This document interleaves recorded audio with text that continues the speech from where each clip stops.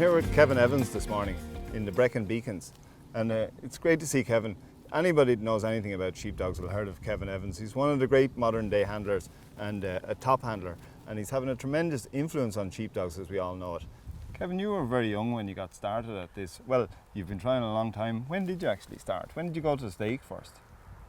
I think the first time to a stake when I was 7, just at a local trial, just with a young farm dog that I kind of had to go at training myself with a bit of help from my father, and yeah, that was the first time when I was 7. I was wondering how you got out so early, but your father trials as well then, I know that. Yeah. And what, he got you out and got you going, did he? Initially he wasn't trialing, but I got this pup off my grandfather, and he was just a farm dog, but I had a mad interest in it, and that's all I could think about was taking this dog to the field to train, and just escalated from there. Yeah, geez, you weren't even walking that long when you were getting out.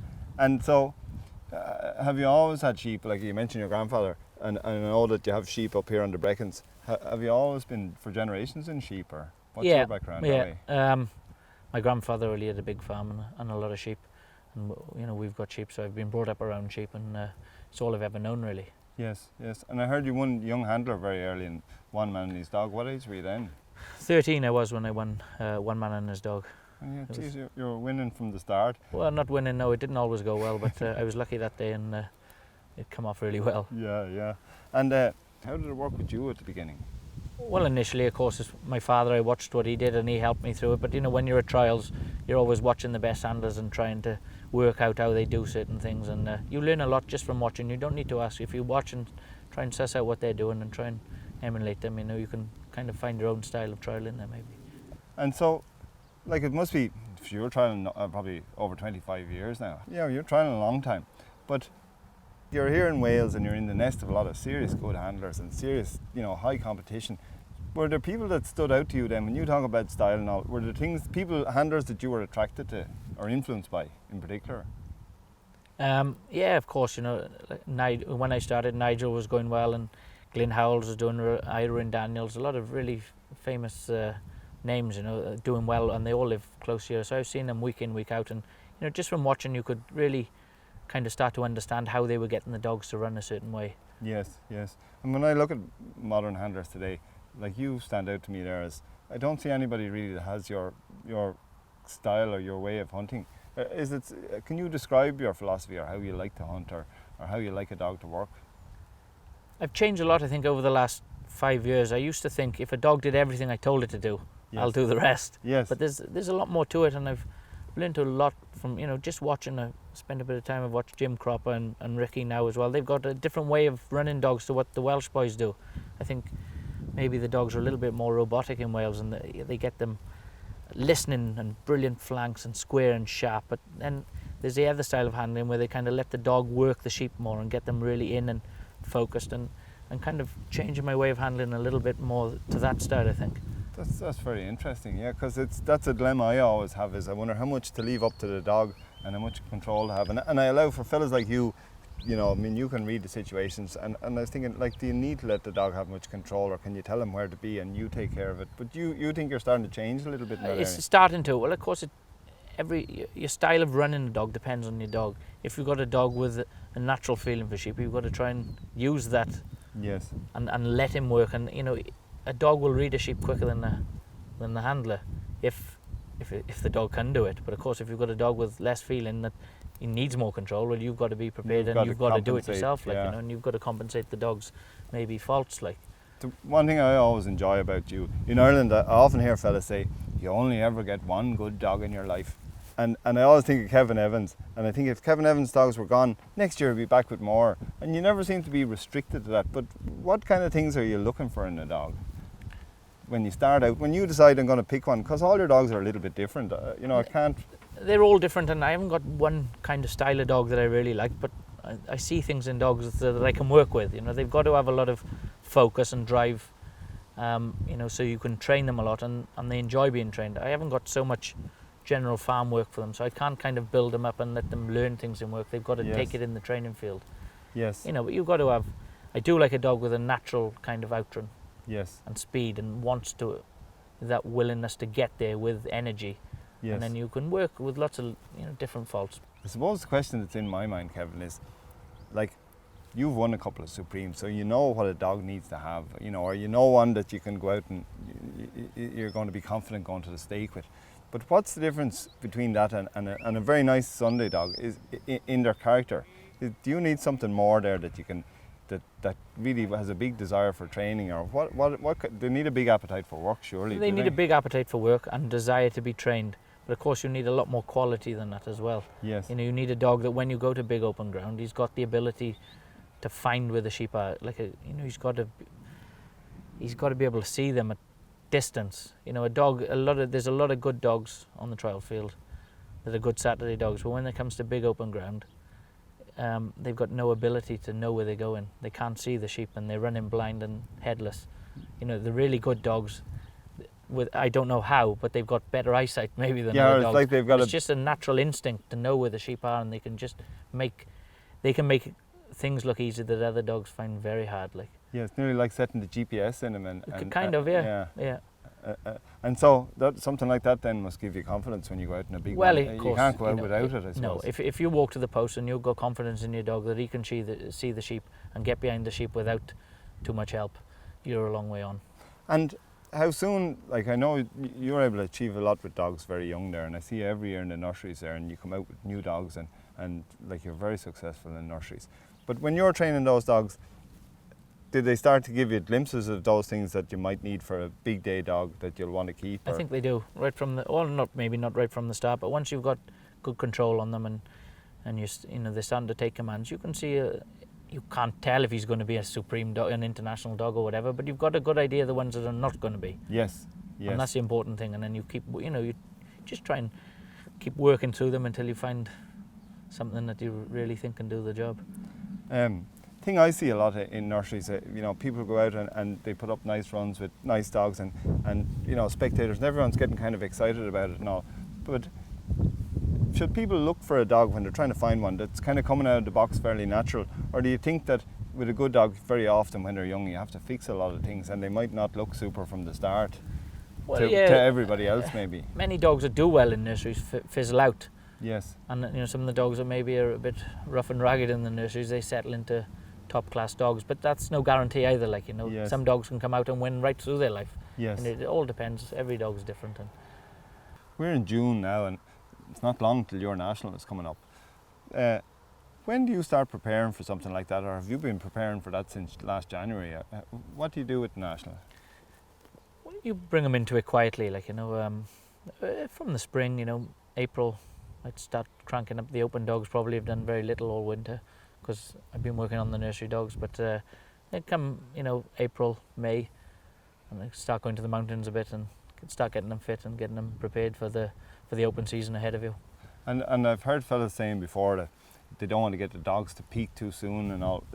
Do you find anything like that, or have you ever been caught out that way? Well, you do try and work a dog up to a big event. I think you play it a little bit safe and kind of through the early parts of the season and just build him up quietly, not to put too much on them, and then try and get them right for when you need them. And when you'd be going out in trials now, would you be going out to win, or would you be going out to make sure you have your dog correct, or is it the same thing? Well, of course, a bit of both. Yeah. When you go every time you go to the post, you're trying to win and you want your dog to show itself and run well.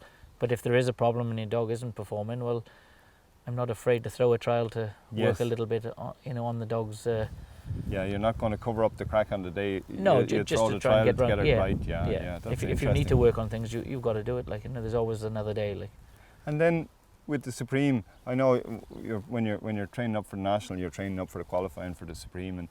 But are you thinking about the Supreme and double fetches and stuff like that at this time, or is this work that you do earlier in the year or last year? I don't think it's a good idea, to qualify for your team and then decide, oh God, I need to be starting to train in turnback. The preparation for that is done early. That's done in the spring, and then you ease off on. You don't want to be telling the dog look back too many times during the trial season. A lot of them, they start looking for it and wanting to do it, because you've trained them, overtrained at it, so it's not. So you like to have it kind of correct early in the year and then just throw it in a couple of times here unpredictably and just check and see how it is. That's right, at least give you a bit of peace of mind going. Well, that's right. That's all. It's peace of mind. If you've got an experienced open dog, they know it. You don't need to be doing it very often. And so we'll have this nice build up to the national, and hopefully you'll be successful now and get a dog or two on the team. And and I hope we see you in Northern Ireland. But then after that, we'll have a Away with Dogs in Bodfari, and that's going to be fairly interesting there. I know you've competed against most of those handlers on different occasions, but to get them all in the one competition, what'll that be like? Oh, it's going to be a tremendous event. It's very rarely do you see an event with so many of the top handlers in the country involved, or in the world. Yes. So it's going to be a cracking event. Yes, for me, I think it's very interesting to see handlers from America and Norway and Yeah. the continent, and we bring them all together. Yeah. I know we see it in the World Trial, but the World Trial is such a big event. This is really concentrated on the professionals. I look forward to learning a lot from you boys there. Well, it's going to be interesting. You know, any one of the 15 handlers competing, I think on the day they can go out and win the trial. You know, so it's going to be something to see. It's a very different sort of a competition, though. You'll have been building up for the national and the international, and then you'll have Away with Dogs. And I met you before in Bodfari one year, and you were judging, and you were saying to me that it can be a little bit difficult running a dog like Key, or an international dog, and just running them in the smaller courses and the technically tricky courses. How do you feel about that, or would you just take what comes and Well, look, all dogs are different, but some dogs are good at all things, and other dogs are only good at a big course, and some dogs are only good at a small course. But the really good ones, they adapt, and whatever course you're on and whatever sheep you're working on, they should adapt and go and do the job for you. I overheard a conversation back in the nurseries there, and a fella said to Toddy Lamb, another handler, he said, Toddy, would you like to win another national? And Toddy said, I'd like to be in the 15. I wouldn't worry too much about winning it. He said even if I was number 15, I'd be fairly happy. And I was very impressed with you in the international in town there a couple of years ago, and I was amused. And you just qualified for the team in 15 with Key, and you were the first man out to run, first man of the whole 60, and still you won the qualifying with that run. What's it like to run first when you have everything at stake? Well, of course, it's nerve-wracking running first, but whatever number you're given at a trial, you've always got to think to yourself, it's a good number. And before that international, I went there thinking number one is a good place to be. Very often the Welsh sheep are good in the mornings. So I went out confident that, things could go okay. That's very interesting. And so then you got to qualify again to run first in the Supreme, and like everything is at stake. Was it any more pressure in that, or do you go out with the same thing thinking, I'm glad I'm running first? Yeah, you've always got to have that attitude. I think that whatever number you got, that's my number, and you've got to make the best of it, and it's a good number. I never really hear people talking about the mental side, and it's probably because they want to keep it to themselves. But I heard Padraig Harrington, the golfer, and he was very similar to you. And he said, when I hit a shot into the bunker or whatever, I say, that's good that it's in the bunker. That's going to work out well for me. And is it a little bit? Do you look at things a little bit like that? A little bit that way, yeah. A little bit. You've got to have a certain degree of confidence. You're always skeptical maybe, but you've got to be confident that you can go and do the job, and whatever the situation. Where does that confidence come from, though? Does it come from all the... I know, well, you've plenty of success in Saturday trials, but does it come from all the training and things that you're doing at home? Or how do you get that confidence? Well, you get confidence in your dog. And you're confident that, if a situation arises or the sheep stop laying up, that, the dog is capable to manage the situation. So, hopefully it all comes together. But does that belief come from working here on the farm or on the hill, or that you've been in that situation lots of times before and you believe in it? Well, and of course you've done so many trials. Like I've been trialing 25 years now and done a lot of trials, and it's these big trials, I know they are slightly more, but I just think of it as another trial, and if it doesn't work today, we'll move on to the next trial next week, Yes. And when I look at you, anytime I see you at trials or anything, you always look lovely and calm. And I think Kevin is like the swan there. He's just swimming around, it's all nice and peaceful, but down underneath it's all going. How do you... I haven't always been like that, and I can still get wound up now, but if things are going wrong, getting agitated or wound up, it doesn't help. I've had plenty of dogs doing that, and I know it doesn't help. You've got to try and keep cool and think about it and hopefully get it done. So Kevin, when you're walking out to the stake, ready to run the Supreme, like you did that time in the very first run in the morning, what are you thinking about? I try not to think too much about it, to be honest. I like to have a walk to the course in the morning, just to have a little bit of a feel of it and have a quick look around, and then get away from there and just don't think too much about it. The more you think, the more you can see things going wrong, so just go out and be fresh and take it in your stride. And come here, for a new handler or somebody who's thinking of taking up sheepdog trialing, have you any advice for anybody starting out? Or you help a lot of beginners, and you've given a lot of clinics over the years and all. Is there anything that you'd say to people that you think, The first thing I'd say, don't start. Keep well away from this. It's like an this addiction dog. you Oh, don't it's, need. it's no good to you at all. But of course, it's a cracking sport, and it's taken me all over the world judging and teaching and doing clinics and trialing and all. It's been a massive part of my life, you know. So if I can help anybody or give them any guidance, you know, I will. Kevin, when I started at dogs first, you know, fellas said, get a whistle. But I'm the kind of fella, no good giving me a whistle because I'd forget to bring it when I'd need it. So I learned to whistle first without my fingers, and then that wasn't that dependable, so I started using my fingers. But I noticed you whistle with your fingers there, and you're able to get out lovely, gentle ones and good, strong ones. Why do you use your fingers?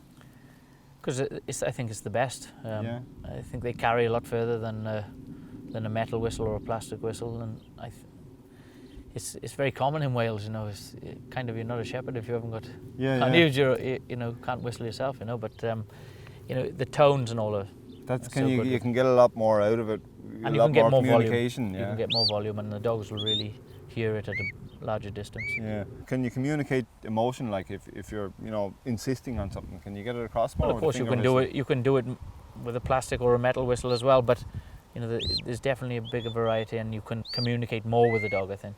Oh, thanks. That's very interesting. I meet a lot of people, and you know, they tend to. I ask them where they get their dogs, and they say, "Oh, my dogs go back. I have the same line for a long time," and they explain that you seem to be. You're very independent that way. You don't mind. Like I saw you bought Ace in Holland, and you've no big allegiance to anybody. You could take a dog from anywhere. What's your feeling on that? Did you never have a bloodline, or you never stick to? Well, yeah, I got bloodlines that I like, but you know, I'm not. If I can see something better or something that I can improve on my own line, well, I'm not afraid to try it. A few years ago, I was running a dog called Tanil Glen. I was European nursery champion with him, and I made the big mistake of selling him. But he had several matings before he went, and he's left me a lot of good dogs, and I'm really excited to bring them out now. I think it's the best line of dogs that I've ever worked with, his offspring. And I've got 3 to come out for the nurseries and many youngsters here now, and it's a line that seems to click well with me. And is it a thing though that you think sometimes people, they get a little bit too focused on the bloodline and maybe they go down a bit of a cul-de-sac, or they go the wrong direction? Well, you very often see that you know, someone will do well over a short period of time with one of their dogs, and then they keep kind of breeding back to that line, and it doesn't always work. I think you've got to be open-minded, and it doesn't matter to me. It doesn't matter how the dog's bred if you'll go and do the job. Yeah, that's what I'm looking for. Angie Driscoll told me that, you know, she thinks it's very important to be objective, you know, when you're training and trialing and all. But obviously with breeding, we need to be able to stay objective. Breeding's important. You know, we're all looking for that ultimate perfect dog, the one that doesn't exist, but we're aiming towards it. So, you know, you pull qualities in from different lines to try and breed the best you can. You've quite a selection of dogs. Have you given any thought to who you're going to run in Away with Dogs? I'm planning to run Perseliki. She was the 2016 Supreme Champion. She's 4 years old now, and she's been going well for me, so I'm quite happy with her. You'll be a dangerous man with her. You've won all sorts of competitions with her, big and small and continental and everything. Yeah. It doesn't always go well, but she's become, you know, with experience, she's becoming quite consistent, and that's what you got to look for. Yeah, and I heard you saying earlier she's a good, willing trier and all. So she tries hard for you, and she wants to please you, and you know, she's not without fault, as none of them are, but I think she's the best I got at the moment to suit the Budvari course. Yes. Well, Kevin, it's really been lovely to get down here today, and is the weather always like this here? Always, yeah, always. Yeah. But no, seriously, it's been lovely to see you work your dogs and to explain to me how you think and how you look at things. It was really interesting. Thanks very much for that. Good, my pleasure.